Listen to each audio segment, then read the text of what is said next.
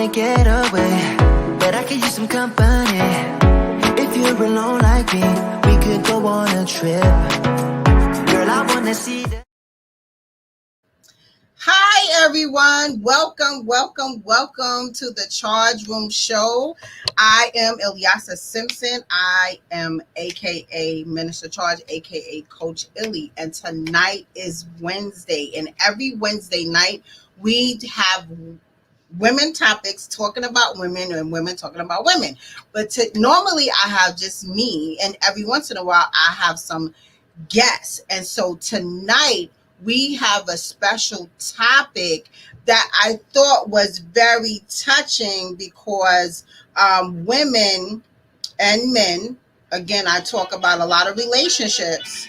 Women and men come together, and sometimes Black women and Black men do not meet on solid ground.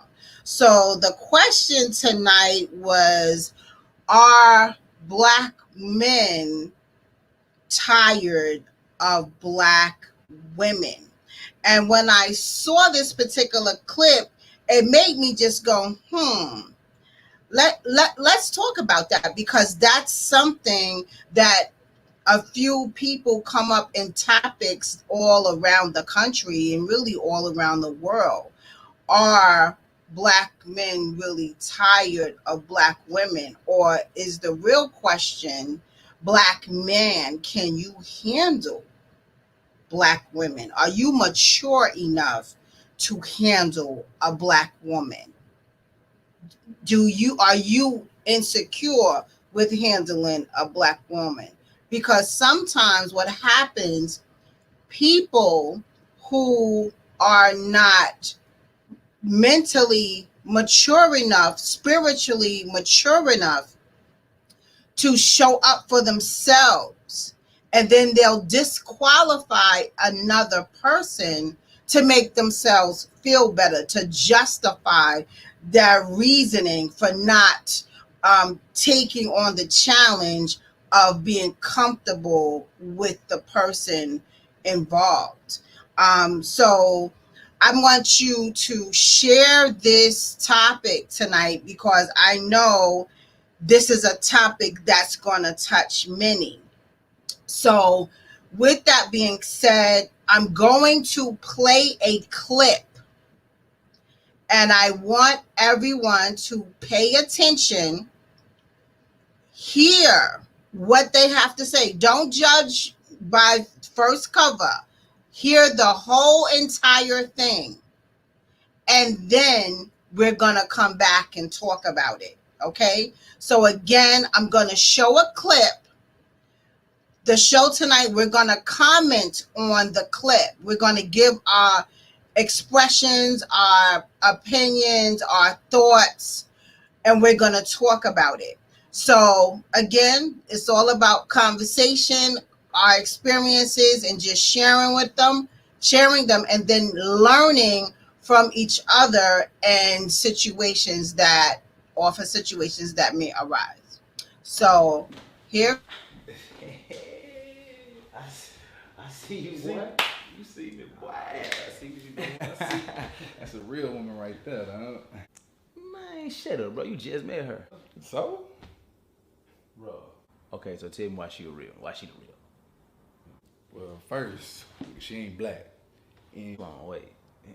Hold on. What? nigga, you heard me, nigga, she ain't Black, man. You know how they is, man. They crazy, high maintenance. Hold on.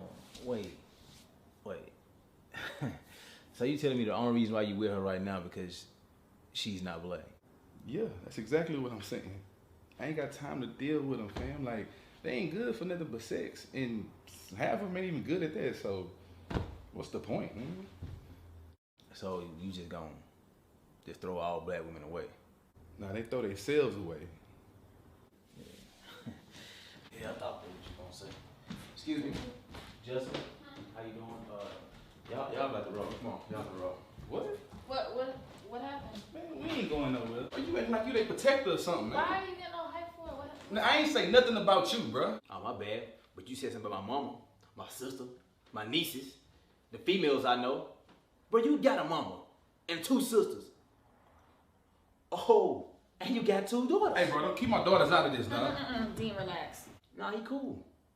See, ain't nobody knocking you for dating a Hispanic woman, Asian woman, white woman. Nobody knocking you for that. Bro, you can love whoever you want to love. That's cool, fantastic. But the simple fact how you trying to dog and downplay our black women like they don't matter.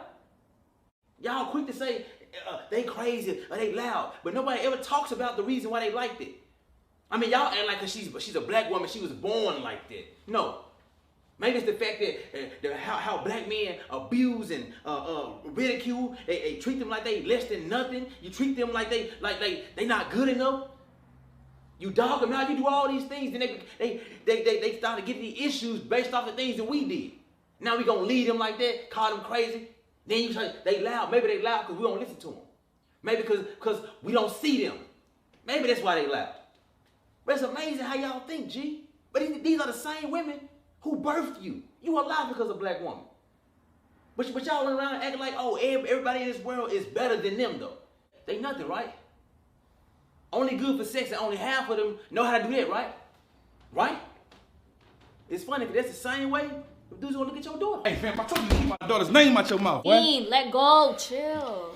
Nah, he cool. He cool. Dean, let go. You see how they feel? Now you see why I'm their so-called protector.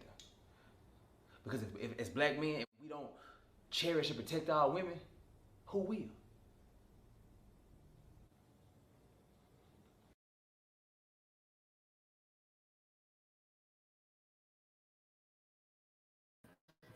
Okay. Hi, everyone. I'm going to introduce Queen Tina.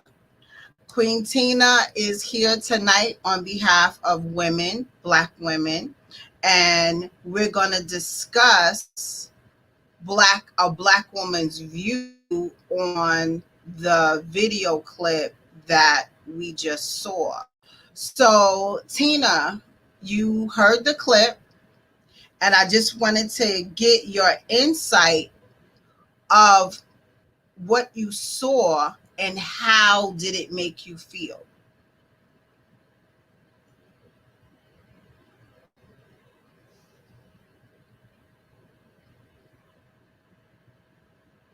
You're muted.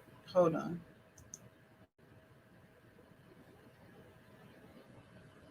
You got to unmute your mic.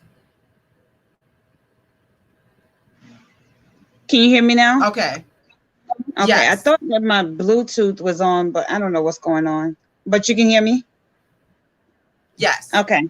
So after watching the clip, I thought about it from 2 perspectives. So from the gentleman in the chair, I guess, with the white woman, his perspective is all he knows from black women is, I guess, nagging, yelling, and harassment, maybe, you know. And when I think about the upbringing of some black men, that is what they hear. It might start in the morning, getting them up for school. They're yelling at them. Every time they do something, they get yelled at, they get beat, you know. So thinking about that and the fact that I too have 2 sons, I'm thinking about how often I raise my voice, how often I nag them about doing stuff and things like that. How much of that will they remember when they're older that might have bearing on their opinion about black women? Because I am the first black woman in their life. So their opinion about me is, I mean, in my opinion, their opinion about me is going to have an effect on how they treat black women and what they feel or think about black women. Now, from the perspective of the other gentleman who is in the defense of black women, okay, I'm thinking that he's saying, you know, people I love fit this description. So regardless of the negative, right, I am moving more toward the positive because these women have inspired me, they have raised me, they have motivated me, or whatever have you. So it's 2 different perspectives. Now, I don't know if you want my opinion, but yes, I'm just trying. Yeah. I do. So my opinion is Just that. However you have experienced black women, and this is from a man, however a man has experienced black women from childhood, that is going to affect his view about black women. And it's not a fault. So it's not his mother's fault. She's being who she is. It's him. It's his personality, what he can handle, what he can't. It's going to vary from man to man because it's all in how they took their experience. You know what I mean? Correct. And I totally agree. Everyone will give their opinion based on something they saw, something they heard, something they have experienced that allows them to have their opinion. However, just like the gentleman in defense of black women, as you said, he took offense to the gentleman. I do, just like he said, he has his opinion and no one faults him of whatever type of woman, race, or creed that he liked, but do not degrade the black woman overall. And I do feel that that's a overall blanket statement, and people piggyback off that statement.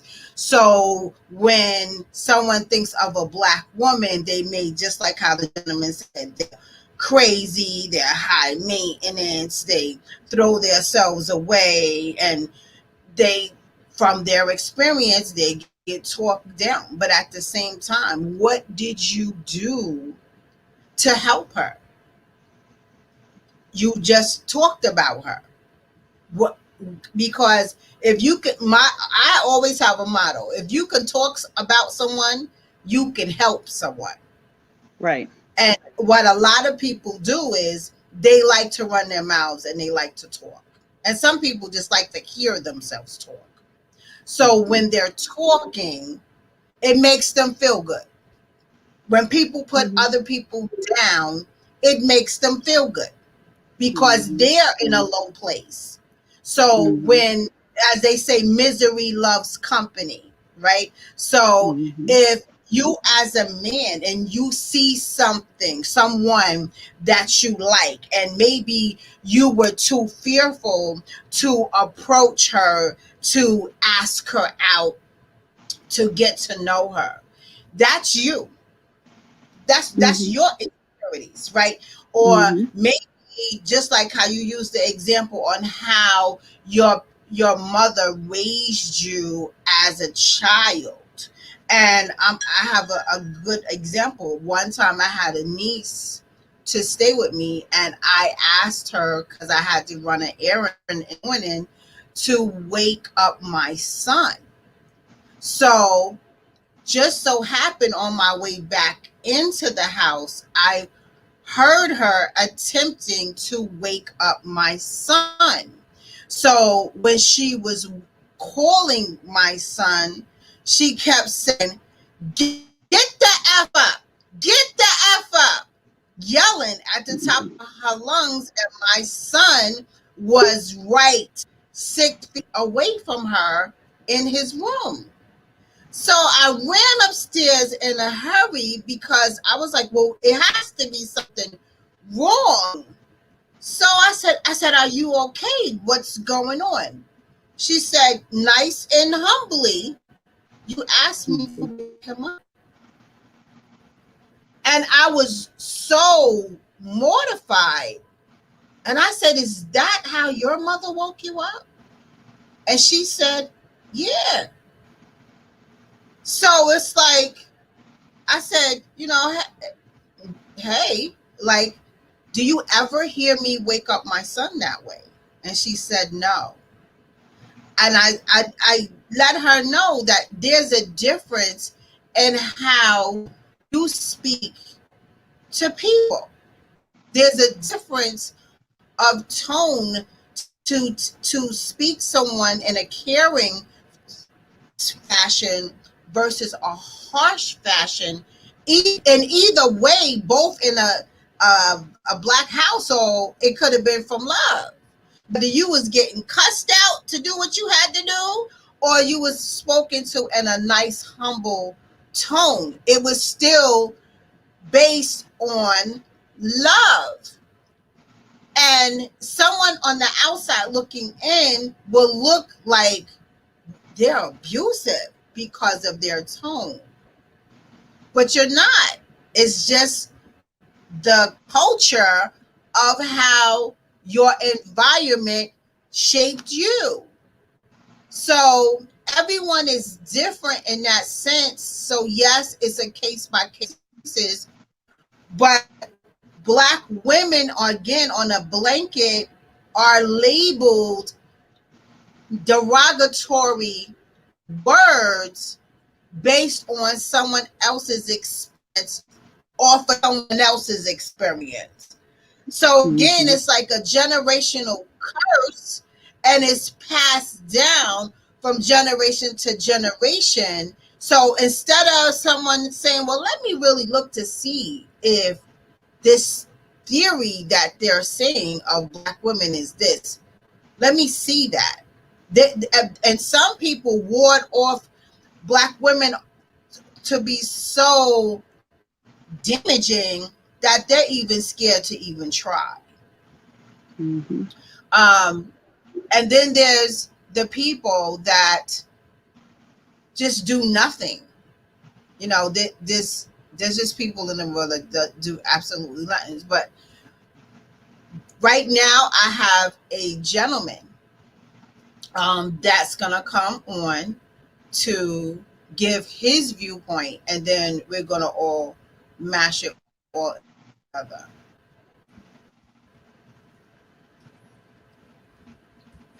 So hi, King Herman. Hey, Queen Ellie, how you feeling? Queen Tina, how are you? Hello, nice to meet you. Pleasure. Did you want me to play the clip again, or did you see it enough to absorb it and give your piece of seasoning for our chicken? Woo! Season this fried chicken? I don't know about this one. This ain't gonna be jerk. This ain't gonna be Popeyes. This is just really it's different. It's almost like you want to throw the whole bird out and start again. Go to a different store and get another bird, because that's how it looked. Right. This video was sort of confusing.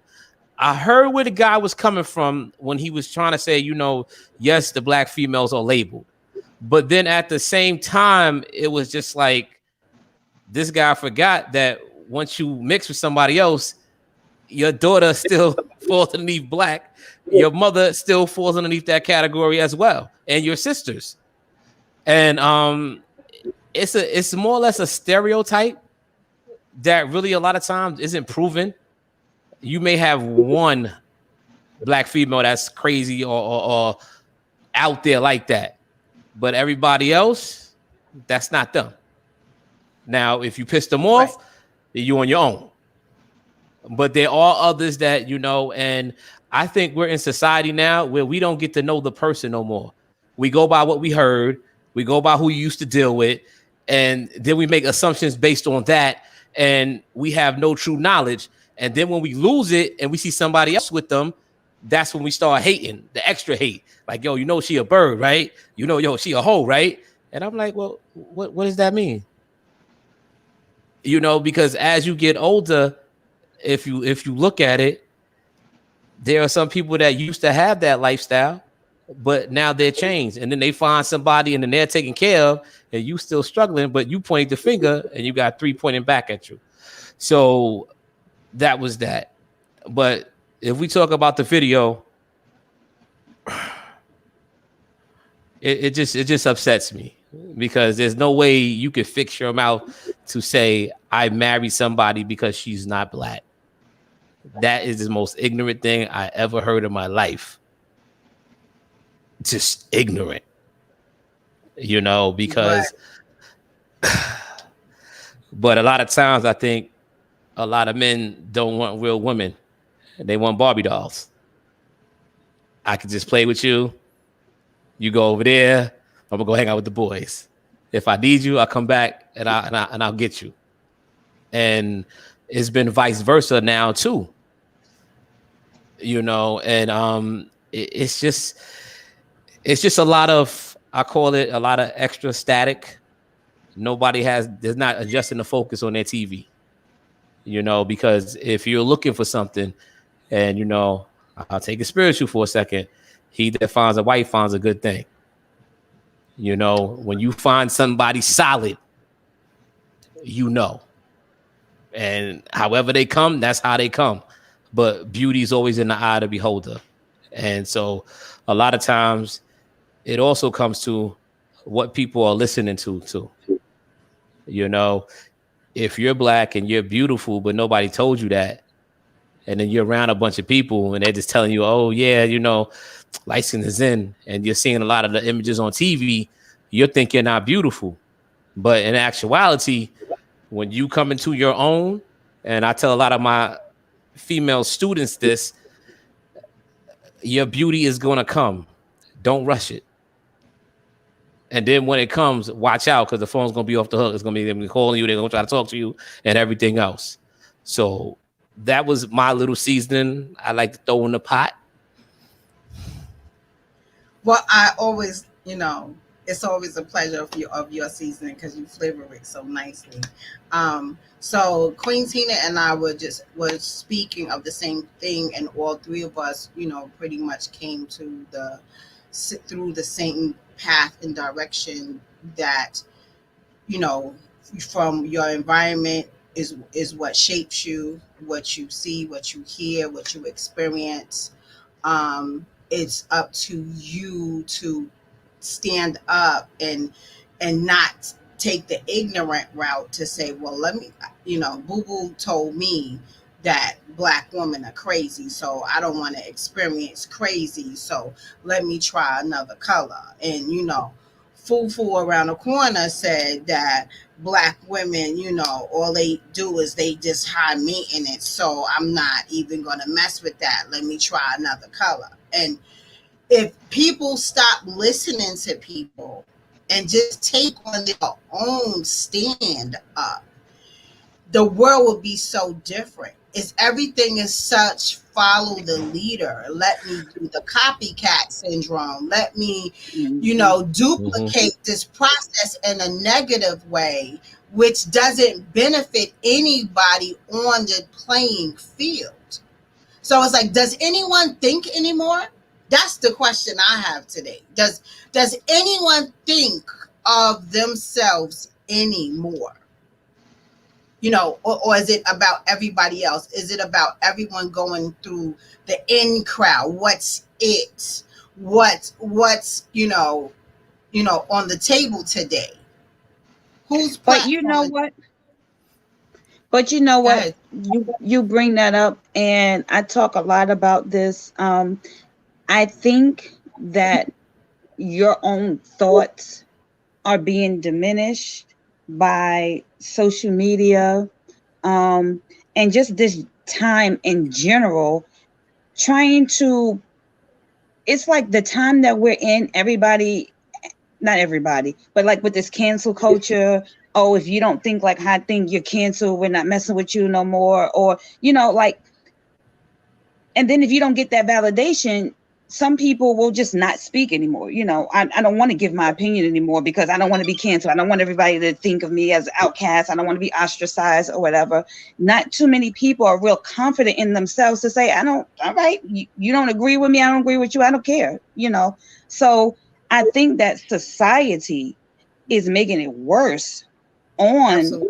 people like us who are confident in what we mean, and we say what we mean, and we mean what we say. It's not going to be as many people like that anymore because of this cancel culture that we've created, because of all of the coddling to these kids that we're doing. And it starts in school, you know, just coddling them all day long, you know. Oh, you know, like, and yes, we should talk about feelings and things like that, but we need to build our children up so that when they're adults, they're not as fragile, because I'm seeing a lot of fragile adults, you know, that just break from words.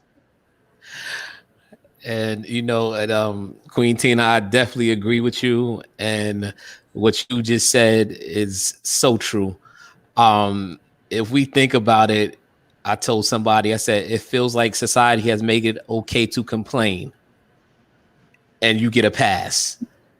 But if we look back at some of our heroes, we didn't hear about their struggle until after they made it. And then we like, wow, they went through that.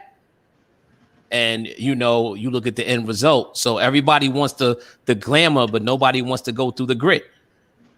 And a lot of these kids are being cuddled to. And one of the reasons why I enjoy teaching is because I go there with my students. I tell them I'm gonna keep it 100 with you. What you are doing, and just continuing to build each other up. But they don't see that because all they see is tear it down. So it's almost like a crab in the barrel mentality that is still hurting us. And the ones that do climb out, they're very lonely because it's almost like finding an eagle. You got to soar higher and higher and higher. But then there comes a time where sometimes you feel like, let me act like them because they get the attention. But then deep down inside, you know what's wrong. So you're going through conflicting views back and forth inside your head. Nobody really sees. And then sometimes what happens, your behavior comes out and it's a reflection of what you're really feeling on the inside. So, just continue, we gotta pour into each other and help each other just get back to that, that village raising everybody mentality. And everybody can run their own lane and we can all win. Right. What age level do you teach? I teach junior high school and also I get to high school because I coach. Okay. I teach junior high school too. I teach middle school. Okay. And, that age is where a lot of this stuff comes to the surface. And, we have the opportunity to steer them in the right direction if you take the time to build a rapport with them and work on those things. I am fortunate enough to teach workplace readiness skills. So I can go there because that's what my class is about. We touch on personal qualities and desirable traits that people look for in the workplace. But it helps me to teach the whole child versus teaching what's on a test or things like that. So I have these conversations more than most teachers because that's part of my curriculum. But in doing that, I do see a lot of these things manifest themselves, a lot of the confidence being lost, especially at this age, because this is the age where they care about what they look like or they care about what people think about them and things like that. So as parents, sometimes we may not have time to always have these conversations with our children at home. A lot of parents are working multiple jobs. A lot of parents have multiple children, and it's hard to even have a one-on-one conversation with your child if you have multiples, because, you don't really get that opportunity. And then when they're around other people, they may not express to you what they're really feeling or thinking because they don't want their sibling or their cousin or another auntie or whatever to hear them speaking of whatever it is that they're really feeling. Over this pandemic, I watched my oldest son kind of unravel, and I've never seen that part of him before, but it made me realize that I wasn't really having the deeper conversations with him. And I didn't realize because time just goes so fast that he was getting older and things were changing rapidly. And it may have had an effect on his mental state. I mean, not just the pandemic, but his age in general, So I think that as parents, we need to make these conversations more important so that what happened in the video doesn't happen in real life to our sons. Because I would be embarrassed if my son told someone that he doesn't like Black women, because I think that I've set a great example for him to love Black women. Now, if he chooses to go another way, that's fine, as long as he never says it was because I don't like Black women. You know what I mean? Gotcha. Because I've always held my sons accountable for their actions. And I think a lot of times with men who don't like Black women, that's part of the reason. They don't want to be held accountable. They don't want someone to call them out for their behavior, because it may have been they've been called out too much and they're tired of it, or it may have been that they've never been called out and they're not used to it. And when you do it, it's, oh, something must be wrong with you. Right. So I also want to mention, I was at the gas station the other day, and I was in the front seat and my son was in the back seat, and my vehicle was facing another vehicle. We were facing each other, and there was a white woman and a Black man. So the white woman got out and she pumped the gas while the Black man sat in the passenger seat eating a sandwich. So I'm just watching them and I'm like, seriously? So I feel like he's not gonna move for real. So I said to my son, look at this. He said, I know, Ma. I said, it's crazy, right? He was like, yeah. So she finished pumping the gas. I mean, she pumped all the gas, not half the gas, not part of the gas, like all the gas. And this man, I mean, he was eating his sandwich like he was having the greatest time in his life. And I was boiling inside because I'm like, he is having too much of a good time in that passenger seat. Like, and I thought to myself, like, I would never, like, I couldn't even fathom doing something like that. But then I had to think, like, some women, that's nothing to them. Oh, I'll pump the gas. It's my car. I'm paying for it. I should pump. Like, to me, it doesn't make any sense. And I'm like, is it because I'm Black, or is it because I couldn't understand it. I would look at that as a within the value system. I will come definitely from the perspective of value. So it's like, how does a woman look at herself? Does she think she's even worthy enough to have a man not even cater, but just do his due diligence of being manly and having courtesy to say, okay, well, let me pump this gas for my female counterpart, or because whatever role that he was in her life, I don't care. So many women do not allow men to have that particular role to say, okay, well, let me do the king thing so I can be treated like a queen always. It's how people are raised, and then what people lower their standards to accept and allow in their life. Some even friends that come, across my path, they look at me like, oh, you think men are supposed to do A, B, and C. And I'm like, you're damn right. You're damn right. Because that's how I was raised. My father did everything in my household. He washed clothes, he cooked, he went shopping for the household. We didn't do much of anything but what he told us to do, the chores. This is your responsibility. You do the chores. And with him doing the things that he did, he taught us how to do it. So as we're growing up, this is what you are supposed to do. This is what you should expect from other people. Both man and woman roles. And it's not just a role, it's a collaborative of responsibilities that you have in a household. Someone has to do it. So you assign someone a chore. So as you're growing up, and then he's showing this, the man is opening the door for the woman. The man is helping the woman in the car. The man takes the groceries. The woman doesn't have to carry bags. The woman, things that show chivalry to a woman and man relationship. So many people today, that's extinct. They're looking at you like, what are you talking about? And like how a man would take responsibility to pay for the meal. There wasn't no, you go half and I go half, and it, or whoever invites who is the responsible payer of the night, or have a discussion of what's going on based on the type of relationship that you would like to have.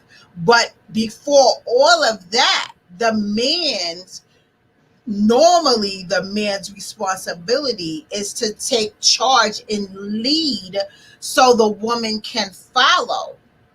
So, because I know you, Tina, you are my family, and I know your family that you created and developed within your own right. Your husband and you collaborate, yeah, and he takes lead on certain things, you take lead on certain things, but that's a collaborative effort, and overall your husband leads and you follow. But there's so many people that do not understand those gateways and pathways that things should go, where most women were so used to the man never being in the household, the man never being a part of their adult life to create a whole network of a man, woman, and children in their household. So she takes the role of both parties. So her exterior may be a little bit harder. So her mentality may be set a certain way. So when it's time for a man to come, she may bark him off. Her tone may be too heavy for him because she's been doing it so long. She survived all of this time and she doesn't know how to sit down, how to relax, how to enjoy her life, how to live, because she is a queen. Most women do not even understand that they are a queen because they go by the word bitch so long and so often. That's what they result to saying, okay, well, I'm just this. They can't even identify like queen, like, oh, I'm not that. I'm just a regular person. No one is regular. No one is born to be regular. So it's again how you're molded, how you're shaped, how you're taught, who nurtured you. Did you know what love was? Did someone ever tell you they loved you? Because just how DMX died, his mother never told him she loved him. And from that alone, he was messed up for a long time. Just that simple gesture, and that simple gesture means a whole lot. So I always say everything begins and ends with love, but you first have to love yourself. And there's so many people that do not love themselves, so it's impossible for them to give that nurturing love to other people, including their children. Yeah, So my high school boyfriend, his mother had never told him that she loved him. So when it came that time for, us to say those words, to me that was a lot for him to say that. I felt very special because that wasn't a word that was used in his house at all. Yeah, he didn't tell his mother didn't tell him, like, it's just something that never happened. So I felt really special because I was able to get that from him. And to me, that was really important. And most people, would say, well, why was it, so important? But you have to know the person. And I'm the type of female, if I'm with a man that may not have all of the qualities that I'm used to or expect, I have patience enough to work with him to get there. Now, if I see we're not getting there, then that's different. But I do have the patience to work with him, and say, well, this is my expectation and this is how you get there. And I'll leave it up to him to do his part to get there. And I'm fine with that. Most people would just be like, look, I don't have time to be teaching a grown man and this and that or whatever. But I just feel like everybody's background is different. And we have to be patient with each other. We have to understand that not everybody is the same. Not everybody's background is the same. And some people really have to work for things that comes naturally to us. Mm-hmm. This is true. This is true. Herman, We can't hear you.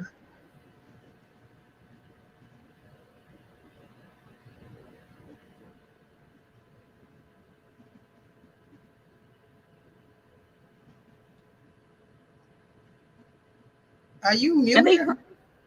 I think that's what happened with my Bluetooth too. It's muted. You're muted. You're muted. There you go. All right. I would say like that's that. No, now we can't hear you. Now We you can't can't hear you. Whatever you did before, do it again. Okay. Say something. I guess I don't work for AT&T no more.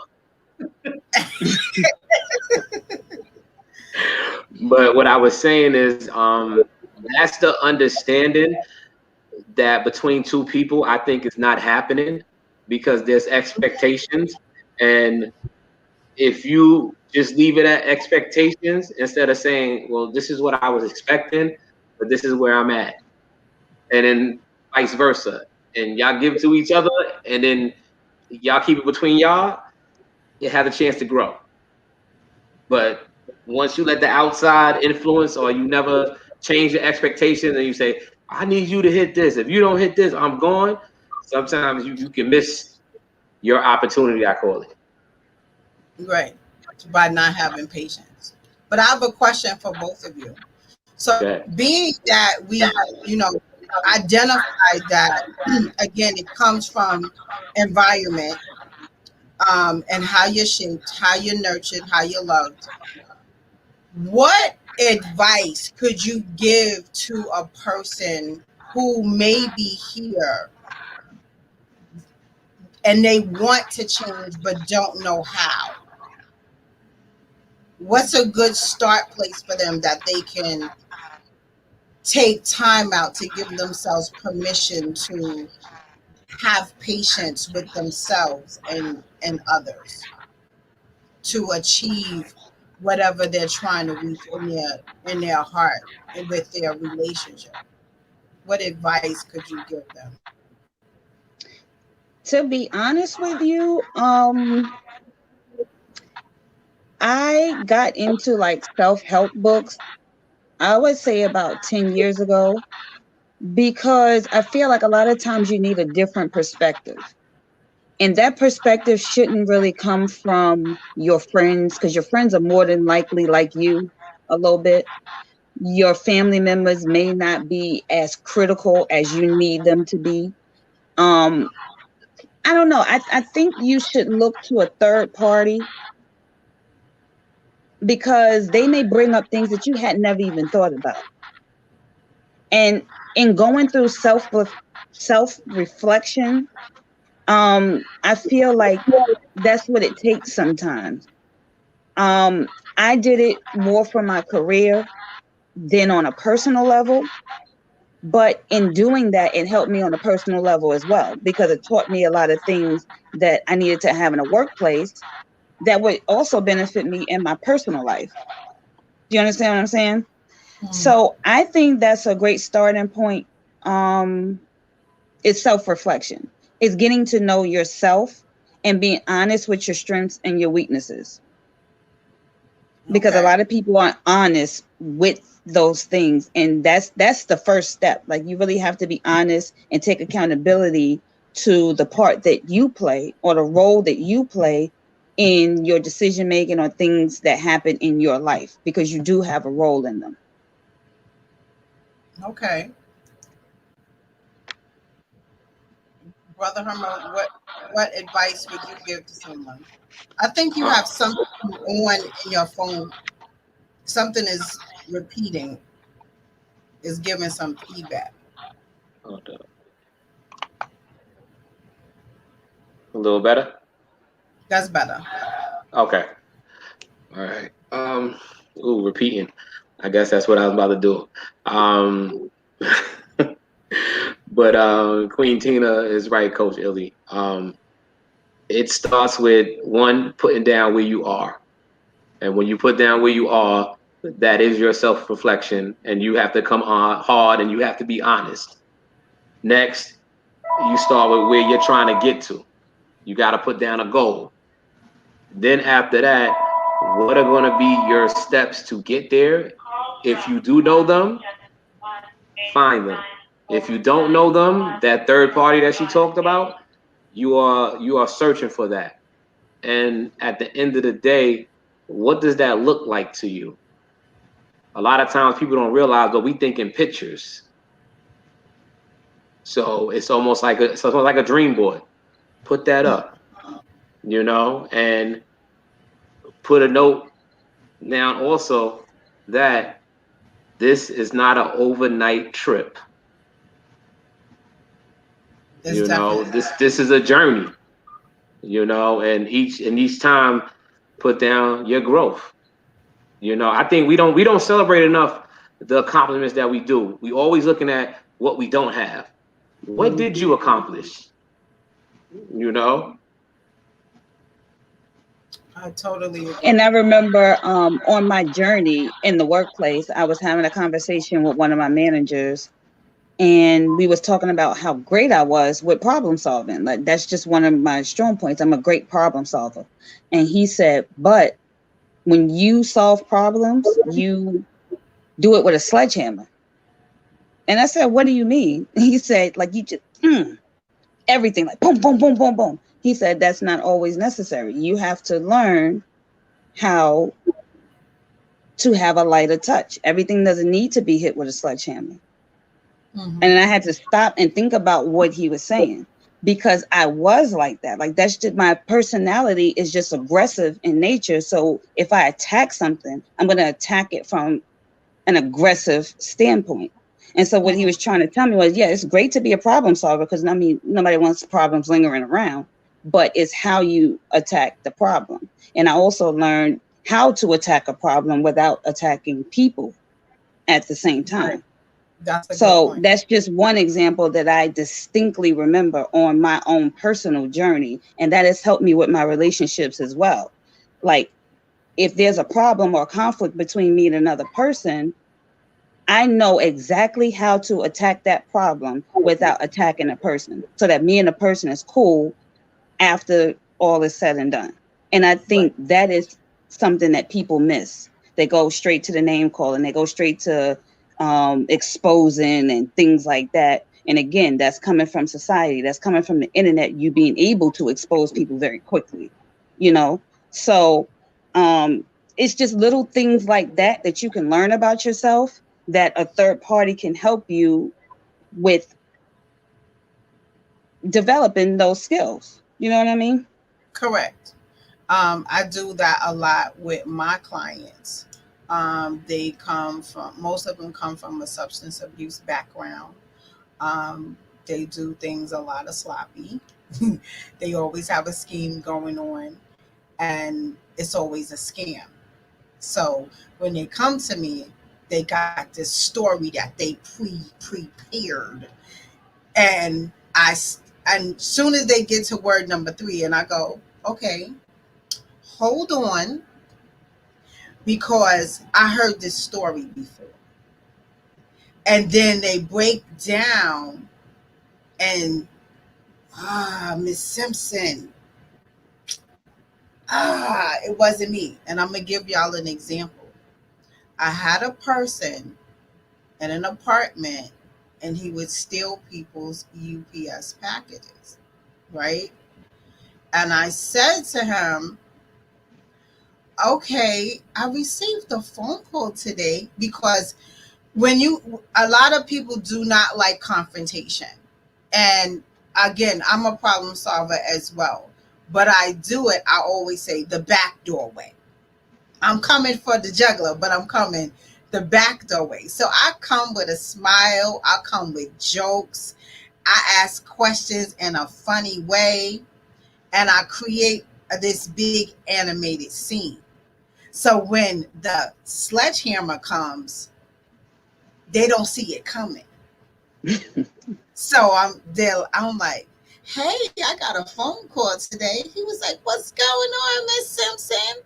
I said, there's a camera in your hallway, and someone called me and said that they saw you at your neighbor's house. There was a package on her front, but then when they looked again, the package was gone when you were gone. Do you know anything about that? No, Miss Simpson. I don't know nothing about that. Ain't nobody seeing me. So I said, oh, okay. Well, let me call the gentleman back and asked him to send me the footage of the video so I can examine it. So you have a good day, okay? Wait, Miss Simpson, wait. It was me. What you talking about? I don't understand. Nah, it was me. I said, what's me? Explain. Because now I want him to tell me what he did. I didn't go at him and say, yo, why are you stealing people packages? No, I didn't come at him hard. Like, Mr. So-and-so, I heard you were stealing people packages. Why did you do that? No, because he's going to immediately deny it. And then we're going to get into a confrontation. And I try to come in with a different strategy because I want you to take accountability of what you did. Everyone's grown here. They 50, 60 years old doing this stuff here. Come on. So because people do not tell the truth, they don't want you to know the stuff that they do behind closed doors. They're going to create this vision that they want you to see like they're doing this grand scheme of things. When really, you're this person at night, like the night crawler, going outside to steal everybody's packages so you can do what you do with your packages.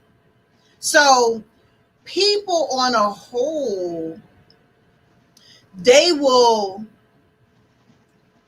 again, hide their insecurities because they're not confident of who they actually are. So instead of developing and growing into that person you want to be, or even asking, well, how do you get there? And I always have this thing where I say, people ask the wrong people the questions of the right way to go. So it's like, why ask Boo Boo the fool around the corner how to make $1 million when Boo Boo the fool is living in a shoe basket around the corner? Like he doesn't have $1 million. He never gained $1 million. He doesn't know how to get this $1 million. But why are you asking Boo Boo the fool? Ask someone who has $1 million. Ask the person that has things that you do not have. But people are so afraid to ask people questions. How did you acquire this? Just be polite. But people are just so afraid, or they go, well, I'm not asking them nothing. And they take on this whole negative attitude and tone, like, bruh, you the one need. Sis, you the one need. So why take that tone? Why not be humble enough to say, Tag, I admire your posture. I admire your look. I admire your shoes. I admire your car, your house. I admire your financial portfolio. How, may I ask, what strategy did you use? How did you gain what you gained? How did you create your accomplishments? It's just a way and tone, maybe language that you need to develop to ask people questions. But I always also say, ask yourself. Start with asking yourself questions. Are you comfortable where you are at in life? Do you feel that you are educated enough? Do you feel that you are enough? Do you feel that you have enough pizzazz? Do you feel you are beautiful enough?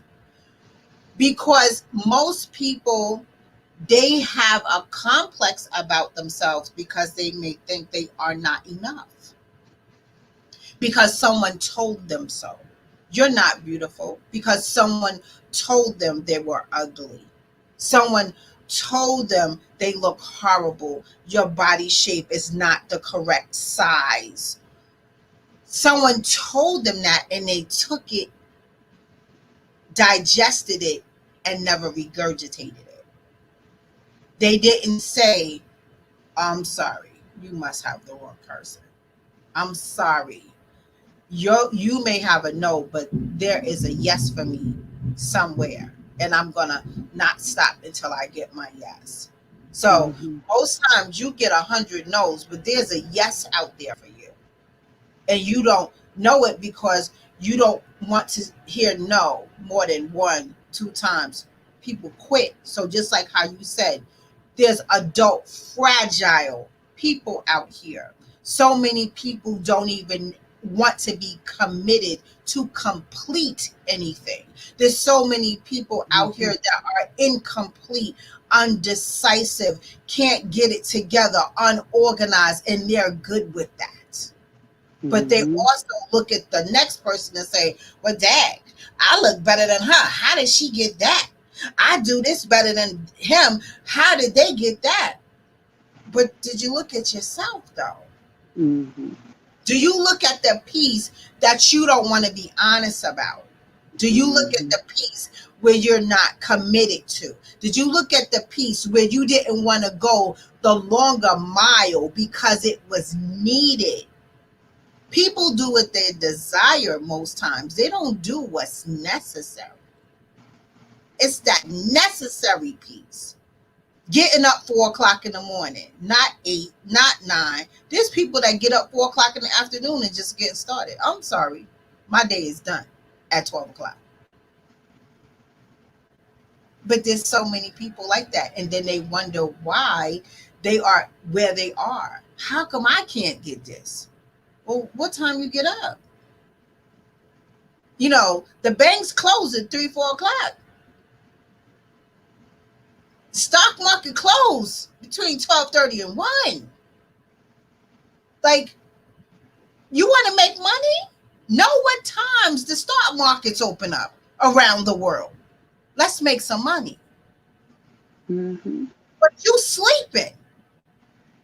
But you want to blame. You can't sleep. You got to stay woke. And so many people, even going back to the video, because of his, I'm going to say ignorance, he missed out on the queen of the universe by not challenging himself to see how black and beautiful, wonderful, amazing a black woman is. So he chose another color. And that's your preference. But have a good preference. Move on a good reason, on a good note. But will you even examine yourself to say, okay, well, let me understand this. Let me get this thought process here. Let me comprehend what's really going on. Because you blaming her, but did you point your finger at you? Because first up, you look kind of lame. You look like the dude that was in class that nobody wanted to talk to. You could have been, because kids are mean. Kids are mean. You know what I'm saying? He could be the one with the droopy eye where kids are mean. Oh, don't talk to him. He got a droopy eye. Where when he was out of high school, he's like this fantastic person. You know what I'm saying? Because kids are mean. You know? So it's like, sometimes you just got to check yourself. You just have to check yourself. So I thank both of you so much for coming on tonight on Queens Must Wear Crowns. It has been such a pleasure. Thank you, Queen Tina. Thank you, King Herman. It was definitely a delight. Definitely a delight. This was fun. Yeah. I didn't know I'd meet somebody that does what I do. Yes, y'all are both graded and doing the same grade. All right, come on now. So, again, I always like to come on and just express ourselves. And, as we talk, we learn. As we talk, we teach. As we talk, we can hear each other in a forum where we can actually be patient and allow ourselves to hear.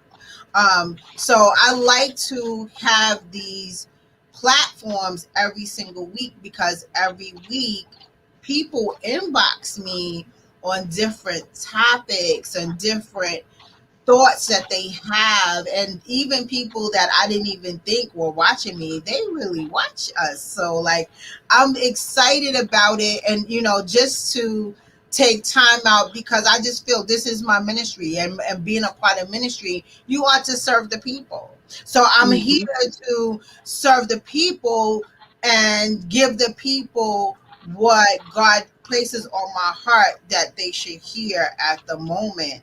So it's not, again, some people look at me like, okay, you a minister, what church you gonna be at? Listen, church is not about a building. Church is us, the people. Church, Say it being again. a Say it again. minister is not standing behind a pulpit. When you become ordained, it's not just pulpit, it's about coming out to serve the people. So I'm doing my ministry, and I know I'm doing a good job, because I know I'm touching lives every single day, because someone comes and tells me. If I touch one, I've done my job.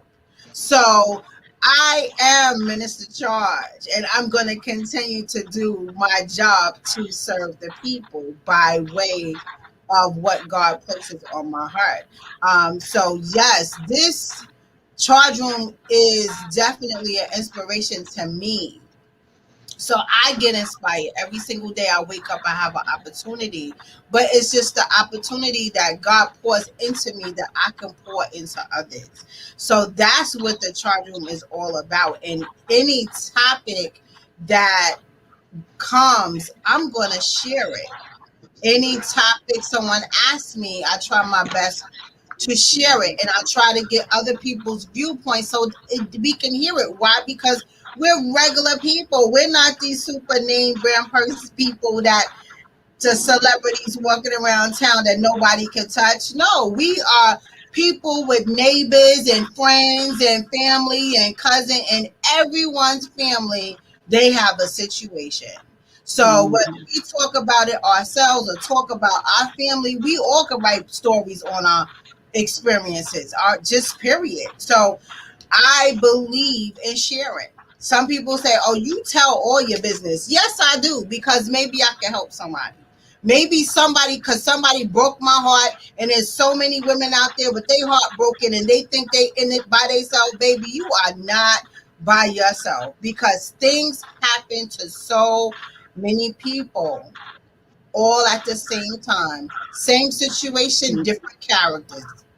I'm the same way. I tell a lot, but it's because I'm confident, and I'm fine with it. And sharing, it depends on who I'm speaking to, obviously, but I'm fine with sharing certain things, because I mean, I'm confident in who I am, and whatever you take from the conversation is what you take from the conversation. I'm fine with that too. Take the meat and spit out the bones. That's it. That's it. And the last thing to add, The last thing to add is that, ladies and gentlemen, not only does she speak on this platform and other platforms, but she gives you an opinion as well with backed up facts and a solution. So that's why the charge room continues to go. Yes, sir. All about, let's make it better. We just got to make the world better, right? Just making the world better. So thank y'all so much. Thank y'all so much for coming on tonight. Thank you, Tina, for coming on. Thank you, everybody, for coming on, watching us tonight, as we are here every single week, every Wednesday at Queens Must Wear Crowns, every Thursday at Where's My King, hashtag the men's locker room, to talk about men and men topics. Wednesdays is talking about women and women topics. So share this page, share this platform for tonight. We talked about the topic of, are men really tired? Black men, I'm sorry, are they really tired of black women? And we just looked at a video clip. We talked about the video clip, and we gave our summaries, all three of us, and we just shared them with you. So again, we are here to not talk about issues, but just talk about also solutions that we can become better individuals. Because if we love ourselves better, we can love others better as well. So don't forget to like our page, The Charge Room. Follow us on Instagram and subscribe to us on YouTube, all titled The Charge Room. So I'll see you next week on Queens Must Wear Crowns, and everyone have a great week.